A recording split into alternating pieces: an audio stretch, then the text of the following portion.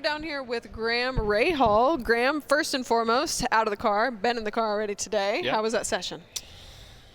Yeah, I mean, so far I think it was okay.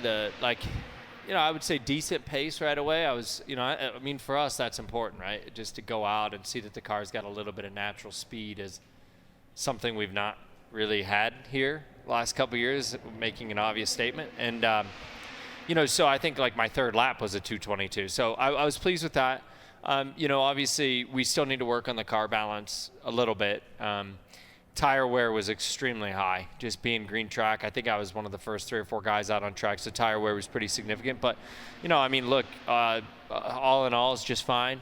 Beautiful day out here. Tomorrow's supposed to be good, too, so we'll get in plenty of running. Over the course of the off-season, what improvements were made to bring that extra speed here to the Speedway? Yeah, a lot. I was just saying to, I can't even remember, somebody on the pit lane, Marshall Pruitt, I think, that, if it didn't work this time, I think I would really start to scratch my head and wonder, what has to happen? Because I feel like we have turned over so many stones. I mean, that you start to just wonder, if we don't find any speed, then what can cause it? Now, I think I've been outspoken about this, that, a few years ago we had a change in the engineering core. Brought in several guys from Formula One, and unfortunately they really didn't have a good grasp on what Indianapolis is. I think people often don't understand how difficult this sport is. It's a game of millimeters, if not smaller, particularly around Indy.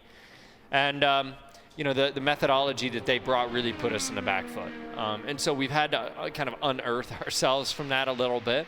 But there's also just a lot more. It continuously evolves all the time. And you see what some of the other teams are doing with gearbox prep and upright prep and all these sorts of things.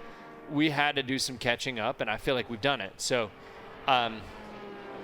look, there'll be more that's done before we come back here to race. I'll guarantee that, too. I mean, there's another stage of probably a lot of the things that we're doing. So we'll see how it goes.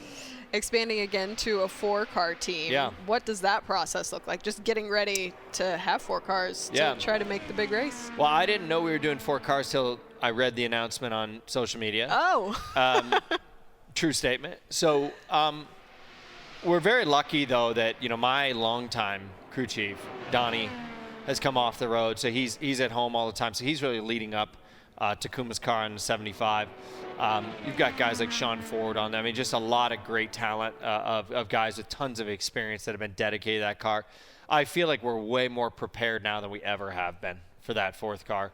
I think the other thing for us, and it's part of this step of why have we struggled at Indy, is the other thing I feel like we've done a great job is starting to equalize the cars, understanding why one car in the wind tunnel is good versus the other, and being able to get a lot of that data to try to make sure that all of them are closer. So actually tonight, this evening, that's one of our plans, is for every car to go run in very equal simulation to see, the speed, and hopefully that we see they're fairly close.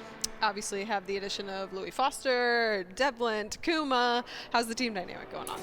Well, Louis great. He's a great young guy. I mean, he's obviously a bit nervous about today and just getting up to speed, and but he's done a really good job at all of the tests that he's done, Nashville, Gateway, getting into this, and obviously in lights he was always there and did very, very well.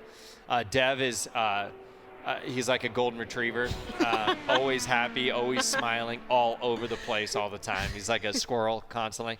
But Dev brings a lot of spirit in. I'll be honest with you, the guy's fast. Like, he definitely has got speed, and we've been working hard with him. But I think he's been a very positive addition. And of course, Taku is, it's funny to me see him in the refresher here, because I don't understand how Elio is not in the refresher, but yet Takuma is. But anyway, obviously he knows his way around here, and I'm excited to see what he thinks of the developments in the offseason.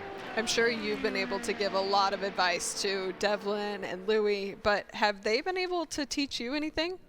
Well, not yet here, at least. Maybe not here. I think at some of the road, Louis' driving style is quite different.